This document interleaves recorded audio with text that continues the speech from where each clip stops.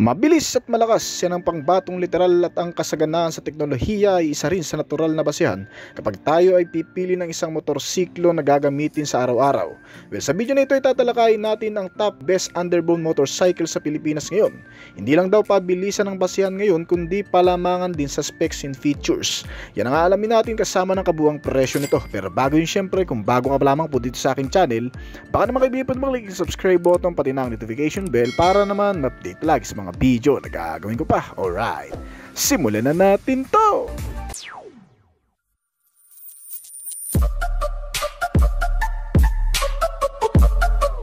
Honda Winner X150. Isang pangkaragdagang modelo ng Honda na dinala sa Pilipinas nitong nakarang buwan, ang bagong underbone na nagpalakas ng imahe ng brand sa underbone segment at nagpasabik sa maraming mamamayan na nagnanais na magkaroon ng isang bagong motor na gaya nito. Ang Honda Winner X ang isa ngayon sa hinahangaang modelo bilang isang manual na motorsiklo na may natatanging disenyo at kasanayan sa paligsahan. Naglalaman ng modernong mga katangian at isang bagong kalidad ng makina. Nilabas ito sa Philippine market na may tatlong klaseng pagpipiliang variant. Ang standard variant na nagkakahalaga ng 123,900 pesos. Ang ABS Premium na nagkakahalaga naman ng 129,900 pesos. At ang ABS Racing na may kabuang presyo naman na 131,900 pesos. Ito ay pare-parehong mga nakakilis ignition system na rin at may design na sporty. Ang mga nagpapaganda palalo sa aerodynamic ay ang matatalas na edges ng mga pairings at garnish na nakakabit dito. Pinapagana itong motor ng 150 cubic centimeter displacement capacity, naka single cylinder, 4-stroke dual overhead camshaft at naka 4 valves na makina. Ginamitan din ito ng PGM-FI o Program Fuel Injected Type na siyang tumutulong mapatipid ang konsumo nito sa gasolina at maisaayos ang bilis na nagagawa nito sa kalsada. Naka-liquid cooled type naman ang cooling system para sa mahabang biyahe at isang manual transmission na may 6-speed gear shifting. Nagmagawa ng 15.5 horsepower sa kada 9,000 RPM at 13.5 Nm ng torque naman sa kada 7,000 RPM. Ang bilis nitong motor ay umaabot ng 130 to 135 km/h. Bagamat hindi pa gaanong nasubukan ng marami, ay nakakamangha na rin lalo pat nagkaroon ito ng isang fuel tank capacity na 4.5 liters at kumukonsumo ng 52.3 km/L. Pagdating sa pagpapatibay ng imahe, ginamitan ito ng mga dekalidad na klase ng suspension mula sa brand, na isang telescopic fork sa front at swing arm with center monoshock naman sa rear. Kasama ang makakapit na brake na naka-disc type na rin pati sa likurang bahagi. Meron din itong tinatawag na assist and slippery na nagpapalambot sa lever at nagpapadali ng bawat shifting. Ang mga gulong nito ay may sukat na 17-inch at mga naka-tubeless na rin. Pagdating sa iba pang bagay, kaya naman hinanga ng marami kahit kakalapag pa lamang sa Philippine market dahil sa pagkakaroon din ito ng maraming modernong katangian mula sa loob at labas. Ang mga ilaw nito na naka-LED type, headlamp at tail lamp at mga indicator light. Meron itong isang digital instrument meter panel gauge na nagbibigay ng malinaw na impormasyon tungkol sa mga pagmamaneho at may kasama na rin itong idling stop system na nagko-contribute sa pagtitipid nito kumonsumo ng gasolina. At bukod pa dyan, may mga safety features din ito na lubhang kakailanganin natin sa oras ng emergency. Gaya ng ABS o anti-lock braking system na nag-a-unlock sa mahigpit na kapit ng brake kapag bigla mo itong naggamit sa hindi naasang pagkakataon. Sinamahan din ito ng bank angle sensor na para naman sa mga biglang pakurbada o bigla mong maibabank sa mga palikong kalsada na tumutulong sa maayos at ligtas na pagbabank nito. Bukod pa dyan, meron na rin itong USB port charging system para saksakan ng mga lobat na gadget. Naka-smart key ignition na may kasamang answer back key system at anti-theft alarm. Meron itong ground clearance size na 151mm at sitting height na 795mm. Tumitimbang itong motor ng kabuuang bigat na 122 kg. Ang kabuuang presyo nito ay umaabot ng hanggang sa 131,000 sa pinakamahal na variant nito, Suzuki Raider 150. Ipinagmamalaki ng Suzuki Motor Philippines ang Raider R150 motorcycle bilang isang hari ng commuter bike segment sa larangan ng pabilisan di matatawarang lakas at ito ay isa ring very popular na pinakamabentang motorsiklo sa kasaysayan. Nagtala ito ng 1,500 units sold sa taon kung saan ito unang inilabas. Sumikat ang motor hindi lamang sa pagiging mabilis nito kundi pati sa pagkakaroon ng kaakit-akit na forma at katangian. Lalo na sa mga rider na sumasabak sa mabilisang biyahe, karera ng mga motor racing. Ang two-wheeler bike na ito ay nagkaroon din ng mga kapatid o bersyon na kung saan ipinamahagi ang DNA ng pagiging malakas at ilan sa signature design, mala sporty segment kumbaga. Mga small brother na si Raider J115 at Suzuki Raider 125. Nakalaunan ay tinigil din. Kaya naman sa pag-usbong palalo ng teknolohiya ay mas pinaigting ng Japanese manufacturer brand ang pagpapalago sa motor na ito. Ginawang mas kaakit-akit sa mata ng marami dahil sa ilang bagong mga specs, design, features na naidagdag sa pagkakataong ito. Ang paglabas ng Suzuki Raider 150 Fi version na kapatid nito. Kaya naman, nagkaroon ng opsyon o dalawang klase itong Raider 150. Isang naka-Fi version at itong naka-carb type pa. Bagamat madalang na lamang ang stock nito sa kada kasa dahil sa patuloy pa ring tinatangkilik, ang motor na ito ay hindi pa rin nawawala sa listahan ng pinakamabilis na 150cc sa bansa. Pinapagana ito ng 148 cubic centimeter displacement capacity, naka-single cylinder, 4-stroke, 4 valves at naka-dual overhead camshaft at may fuel supply na carburetor pa. Bagamat ganun ay hindi naging hadlang sa marami para mas tangkilikin pa rin. Meron din itong transmission na manual at naka 6-speed na gumagawa ng 15.4 horsepower sa kada 9,500 RPM at 12.4 Nm ng torque naman sa kada 8,500 RPM. Ang average top speed nitong motor ay umaabot ng 140 km/h pero depende yan sa magdadala nito. Mas malaki din sa Fi version ng fuel tank nito na 4.9 liters. Kayang umubos ng 1 litro sa loob ng 49 km hanggang sa 50 km. Itong motor ay may mga ilaw na naka-bulb type pa mula sa harap at likurang bahagi. Ginagamitan din ito ng subok na suspensions kahit sa malulubak na kondisyon. Naka-telescopic fork sa front habang swing arm, monocenter shock absorber naman sa rear. Ang mga brake nito ay parehong naka-disc type kaya ang stopping force ay maaasahan na rin. Simple lang ang mga features na naka-analog type pa rin ang instrument panel at manipis na body figure. May kabuang sukat ang gulong nito sa front na 70x90R17 at rear tire size na 80x90R17. May seating height ito na 764mm at ground clearance size na 140mm. Tumitimbang ito sa bigat na 106 kg at nagkakahalaga ang kabuang presyo nito na 106,900 pesos sa kasalukuyan. Number 6. Suzuki Raider R150 Fi. Sinasabi ng Suzuki Motorcycle Philippines na ang Raider R150 Fi ang pinakamalakas na 150cc na motorsiklo sa bansa. Minana ang power output at ilang mga specs ng makina mula sa mga teknolohiyang binuo ng brand para sa mga bike nito na inilalaban sa MotoGP o yung mga pangkarerang motor. Ang bersyon na ito ng Underbone King ay inilabas ng Japanese manufacturer dahil sa malakas na bentahe nito sa masa noong 2019 at pinapagana ng isang fuel-injected type na engine na may displacement capacity na 148cc, single cylinder, per stroke at dual overhead camshaft na makina. Ang cooling system nito ay liquid-cooled na maliban dyan, ito ay may pinakamalakas ding maximum output na nagagawa sa pamamagitan ng 6-speed manual transmission nito. Ay gumagawa ng 18.2 horsepower sa kada 10,000 RPM at 13.8 Nm ng torque naman sa kada 8,500 RPM. Ang bilis nitong motor ay talagang kinabiliban ng marami na may average top speed na 135 km/h. Kaya magpahanggang ngayon ito pa rin ang pinaka-best seller na motorsiklong manual ng Suzuki. Maliban dyan, ito rin ang pinakamagandang gamitin kung mas gusto mo ng manual motor. Yung tipong sulit at napaka-reliable. Manipis ang body at madaling dalhin. May katipiran din sa fuel consumption. Katunayan nga ang 4 liters na fuel tank nito ay kumukonsumo ng 50 km o mas higit pa sa 1 litro ng gasolina. Bukod pa dyan, itong motorsiklo ay ginamitan din ng matitibay na suspensions Naka-telescopic fork sa front at center monoshock absorber naman sa rear.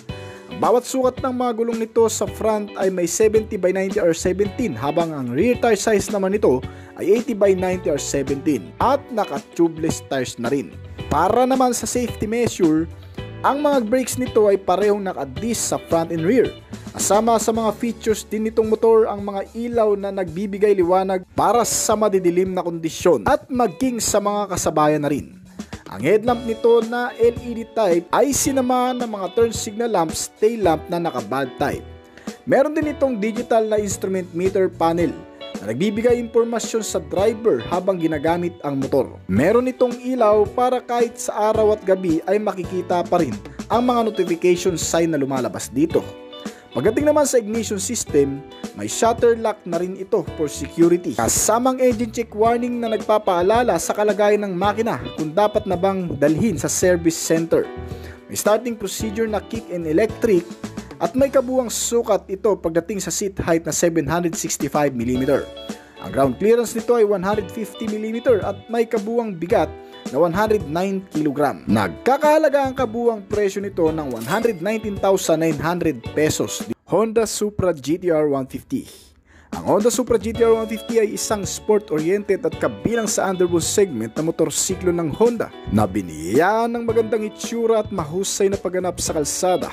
Inilabas ito sa Philippine market noong November 2019 at ang two-wheeler bike na ito ay ginawang available sa isang variant lang na nagre-retail sa halagang 106,900 pesos. Pinapagana ito ng isang 150 cubic centimeter displacement capacity, naka single cylinder, 4-stroke, dual overhead camshaft at naka 4 valves engine. At may cooling system na liquid cooled type, kaya talagang mapapakinabangan kahit pa sa mahahabang biyahe. Hindi rin may isasantabi ang pagiging malakas nito sa takbuhan, dala ang isang manual transmission na may 6-speed gear shifting na kayang gumawa ng maximum output na 15.4 horsepower sa kada 9,000 RPM at 13.6 Nm ng torque naman sa kada 6,500 RPM. Ang modelong ito ay tumatakbo sa bilis na 130 km/h. Meron itong isang klase ng features sa makina na tumutulong para mapatipid ang pagkonsumo ng gasolina na tinatawag na PGM-FI o Program Fuel Injected. Sa 4.5 liter na fuel na capacity nito ay kayang libutin ang buong kamay nila ng hanggang sa 2 beses dahil kaya nitong kumonsumo ng 45 to 50 km per liter. Itong underbone na motor ay nilagyan din ng mga modernong katangian, maging pati sa external. Bukod sa pormahan nitong nakakawaw na aerodynamic, ang mga ilaw pati nito ay mga naka-LED type na. Gaya ng headlamp, tail lamp na nagbibigay naman ng magandang visibility sa madidilim na kondisyon. Meron din itong digital meter panel gauge na nagbibigay ng readout sa rider tungkol sa pagpapaandar.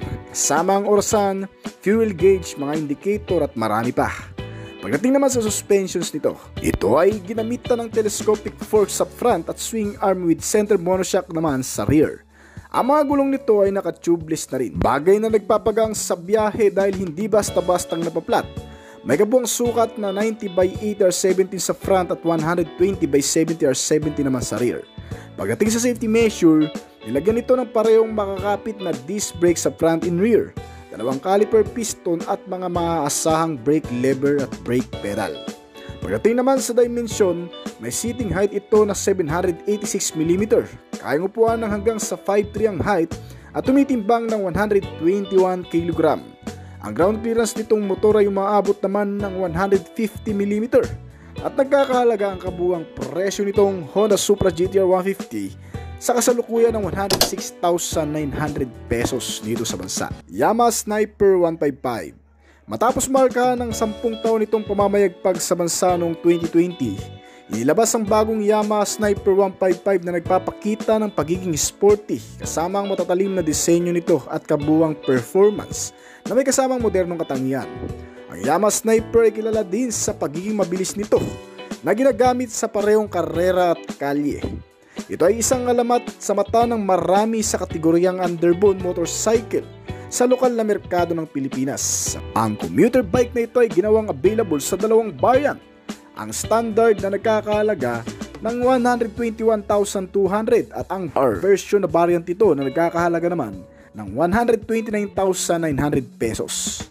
Maaaring i-personalize ang Yamaha Sniper 155 sa pamamagitan ng malawak na hanay ng mga pagpipilian sa kulay nito, kabilang ang Black Raven, Racing Blue, Gold at Gray. At balibalita na rin ang paglabas ng isa pang makabagong bersyon nito na nilagyan na ng mga bagong teknolohiya sa kaligtasan at mga access na connectivity gaya ng Y-Connect system.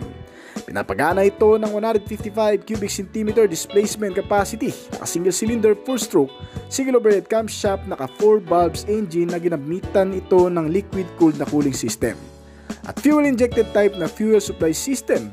Meron din itong kasamang assist and slippery para sa pagpapagaang ng pagmamaneho, lalo na sa paggamit ng clutch lever. Ito ay may manual transmission at 6-speed variable gear shifting na kaya gumawa ng 17.8 horsepower sa kada 9,500 RPM at 14.4 Nm ng torque naman sa kada 8,000 RPM. Kaya nitong tumakbo sa bilis ng 135 to 140 km/h. May fuel tank capacity din ito na 5.4 liters at matipid na rin naman kumonsumo ng fuel na umaabot naman sa 45 km/liter. Nakakuha ang commuter na ito ng dissenting dami ng mga features na kinabibilangan ng mga pangunahing gamit gaya ng LED headlamp, tail lamp at indicator lights para sa dagdag na stash ng estilo at liwanag lalo na sa oras ng gabi. Dagdag pa dyan, nakakuha din ito ng modernong digital meter panel gauge na nagbibigay ng malinaw na impormasyon tungkol sa konsumo, oras, milyahe at RPM nito.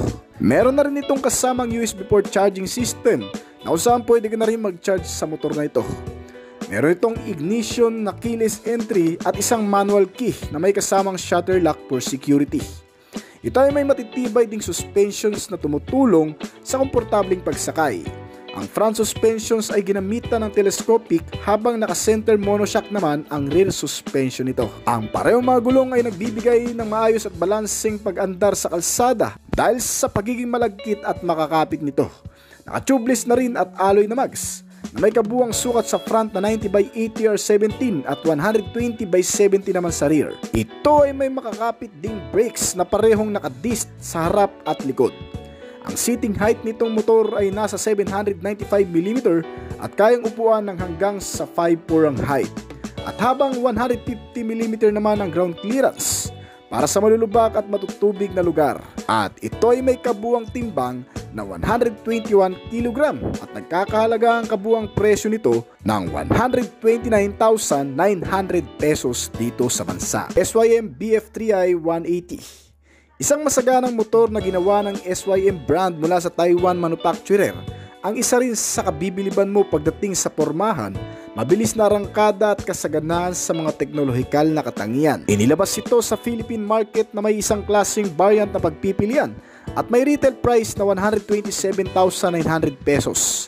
Ang paglabas ng SYM BF3i sa Philippine market ay talagang kinabiliban ng marami dahil sa mga bali-balita na ito na raw ang susunod na magiging hari ng underbone category dito sa bansa.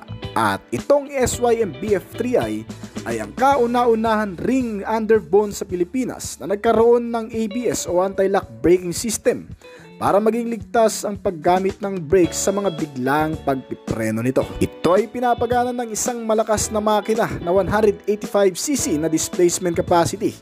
Naka single cylinder 4-stroke 4 valves na nakakonekta sa isang fuel supply na injected. Isang underbone na may pinakamatipid kumonsumo ng gasolina dahil kaya nitong umubos ng 1 litro sa loob ng 55.6 km na layo ng tinakbo. Ginamitan din ito ng isang manual na transmission na naka 6-speed na gear shifting at kaya mag-produce ng maximum output na 19.8 horsepower sa kada 10,000 RPM. At gumagawa ng bilis na umaabot ng 145 km/h. Magagamit sa long ride at sa kahit saang ride. Nilagyan ng mga matitibay na suspensions gaya ng telescopic fork sa front at center monoshock sa rear. Makakapit na braking system na parehong naka-disc type sa front at rear. Pati ang mga gulong nito na nagbibigay ng maayos na balanse sa kalsada dahil sa pagiging makakapit at matitibay na meron ito. Ang kabuuang sukat nito ay 17, naka-tubeless at alloy na rin. Pagdating naman sa ilan pang mga bagay, nakakuha rin ito ng maliliwanag na ilaw, isang projector type na headlamp at tail lamp na naka-bulb type pa. May instrument panel na combination ng analog at digital display. Nakikita ang importanteng mensahe tungkol sa mga pagpapaandar dito sa motor, na may kasamang digital clock, mga indicator at sign o signal na lumalabas dito. Meron din itong malaking fuel tank capacity na naglalaman ng 6.5 liters, kaya malayo-layo na rin ang mararating mo niyan. Para naman sa security features, ginamitan ng manual key ignition na may kasamang shutter lock system. Itong SYM ay tumitimbang ng 128 kg at may kabuuang ground clearance size na 160mm. May seating height ito na 185mm at kayang upuan ng hanggang sa 5'3" ang height. Dito sa bansa, ang kasalukuyang presyo nito ay umaabot ng 127,900 pesos. Euromotor Beaverman 150. Ang underbone na disenyo ng motor ay talagang kinabibiliban din ng marami, lalo na sa hindi mamatay-matay na espekulasyon na kapag underbone ng motor, bukod sa matipid ay mabilis ding tumakbo. Kaya naman kalimitan sa ating mga rider, ito ang best option motorcycle para sa pang-araw-araw na gamit. Kagaya na lamang ng isang motor na maihahambing mo rin sa ilang kilalang brand dito sa bansa, gaya ng Honda RS150 at Suzuki Raider 150. Ito ay hindi rin mapag-iwanan pagdating sa lakas ng makina, konsumo at iba pang mga bagay na meron nito. Ang Euromotor Beaverman 150, kagaya ng marami, ay ipinagmamalaki din ng motor ang napakagandang itsura nitong panglabas na napaka-sporty ng disenyo. Na meron ito, medyo inspired sa Suzuki Raider na may halong Honda RS150 nga. Makikita mo sa harapan ang napaka-sporty rin na headlamp nito, kasama ang ilang body graphic, fender at mga fairings nito. Nakabulb pa ang mga ilaw nito na kahit papano ay magbibigay na rin ng magandang visibility lalo na sa madidilim na kondisyon. At may digital instrument panel meter gauge para sa magandang readout ng rider tungkol sa mga impormasyon sa pagpapaandar dito. Kasama ang RPM, speedometer, fuel gauge at marami pa. Itong underbone na motor ay pinapaganan ng isang 149 cubic centimeter displacement capacity. Naka single cylinder 4-stroke single overhead cam, naka air-cooled na cooling system at naka carburetor pa na fuel supply system. Kasama ang manual na transmission nito na may 5-speed gear shifting at kayang gumawa ng 9 kilowatts sa kada 9,000 RPM at 10 Nm naman ng torque sa kada 7,500 RPM. Ang average na bilis nito ay umaabot ng 115 km/h. May katipiran din kahit papano sa average fuel consumption na 38 km/L. May fuel tank capacity na 5.5 liters. Pagdating sa safety measure, ito rin daw ay hindi magpapahuli kasi may malakas na kapit ang brake at may parehong gulong na may sukat na 17 pulgada na may malalagkit ding mga pagkakadesenyo na pareho ding mga may nakakabit na disc type na braking system. Naka-disc brake sa harap at likod na bahagi din. Ang typical na bigat nitong motor ay kinakaya ng mga suspensions nito sa harap at likod na kahit may daan mo sa malulubak at mababatong kalsada ay kayang-kayang laruin ng naka-front telescopic fork na suspensions nito at rear center monoshock absorber naman para sa rear suspension. Kaya ang bounce nito ay maaasahan na rin. May seating height itong motor na 764mm at 190mm naman na ground clearance size. May bigat na 117 kg at nagkakahalaga ang presyo nito ng 56,800 pesos dito sa bansa. Rusi Flame 150i. Isa sa mga pinagkakatiwalaan ng mga taong naghahanap ng mas murang motorsiklo sa bansa ay ang Rusi brand. Isang lokal na producer ng mga motorsiklo mula sa bansang China ay nagbibigay din sa mga tao ng pag-asa na makabili ng isang transportasyon na magagamit sa pang-araw-araw sa mura nitong halaga. Kagaya na lamang ng isang underbone ng Rusi na tinatawag na Flame 150i. Isang bagong motorsiklo na naman na siguradong iyong kagigiliwan, hindi lamang sa nakakabilib na pormahan kundi sa mga nilalaman nito na siguradong iyong magugustuhan. Well, kung pag-uusapan kasi ang katangian nitong motorsiklo, hindi hamak na may pagka-moderno na rin. Mula sa external appearance ay hindi mo maikukumpara sa marami ang kakaibang disenyo nito. Meron itong mga halogen type na headlamp at tail lamp at mga naka-LED type naman na mga turn signal lamps. At bukod pa dyan, kinukumpleto din nitong motor ang pagiging convenient sa pagkakaroon ng USB port charging system na kung saan ay makakapag-charge ka na dito ng cellphone na lowbat. Meron itong mga naka-disc brake sa front and rear na braking system na nakatupat caliper piston sa front at mga naka-mugs na alloy wheels naman sa pareho nitong gulong na naka-tube tires pa, na may kabuwang sukat na 70/90 sa harap at 110/70 naman sa likuran, na parehong may 17 pulgada na laki. Ginamitan din ng modelong ito ng isang telescopic fork na front suspension at isang center monoshock naman sa likod.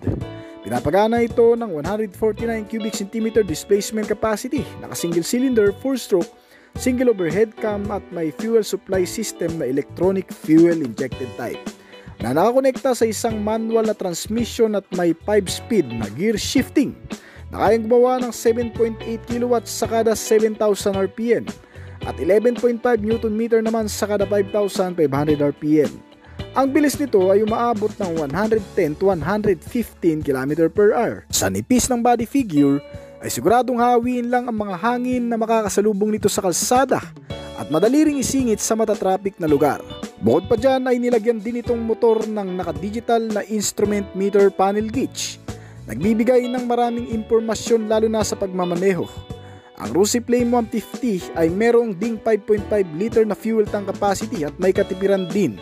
Ayon itong kumonsumo ng 40 km/L sa city ride hanggang sa 45 km naman sa highway. Ang nagpapagana sa motor na ito ay ang optional na kickstarting at electric push start system para sa madaling pagpapaandar. Meron itong seating height na 770 mm at nagkakahalaga sa bansa ng 67,000 pesos.